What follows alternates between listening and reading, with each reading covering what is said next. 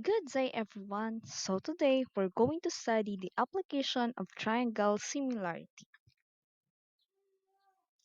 So, here are our objectives for today's discussion. First is to determine the length of the side of a figure applying the concept of similarity. Second is to solve problems involving triangle similarity. So, let's get started. We have here a tree and a man standing under the sun. And these two casted a shadow of 10 feet and 2 feet respectively. The man is 6 feet tall, while the height of the tree is unknown, so it's for us to find out. So join me. We all know that sun's rays are parallel. Therefore, we form two angles, and those angles are angle C and angle F. If angle C measures 57 degrees, what can you say about the measure of angle F?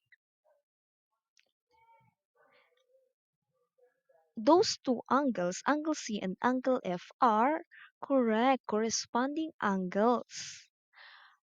If those two are corresponding angles, we can say that angle F is also 57 degrees. So now, angle C and angle F are congruent. So we have a pair of congruent angles. Let's find another information given this figure. Mhm. Yes, a tree and a man are more likely to be vertical, and this will form right angles. So we have angle B and angle E. If these two are right angles, we can say that those two angles measures 90 degrees. So now, given those information, we can conclude that we have two pairs of congruent angles. And if we have two pairs of congruent angles on two triangles, we can conclude that the two triangles are similar.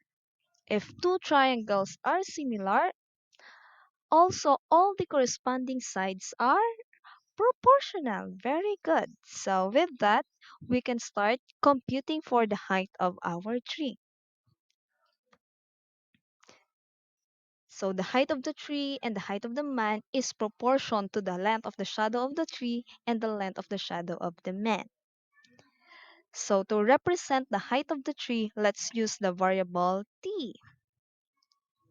So let's substitute all the given informations on our figure. So this is the result. And for us to determine the value of t by cross multiplication, if you're going to multiply t times 2, that is 2t, and 6 times 10, that is 60. And for us to get the exact value of t, we simply divide both sides by 2. Correct. And with that, voila! We have the value of t, which is 30. And that 30 is very good, the height of the tree. So that's our answer. The height of the tree is 30 feet. So that's all. Thank you for watching. Bye bye.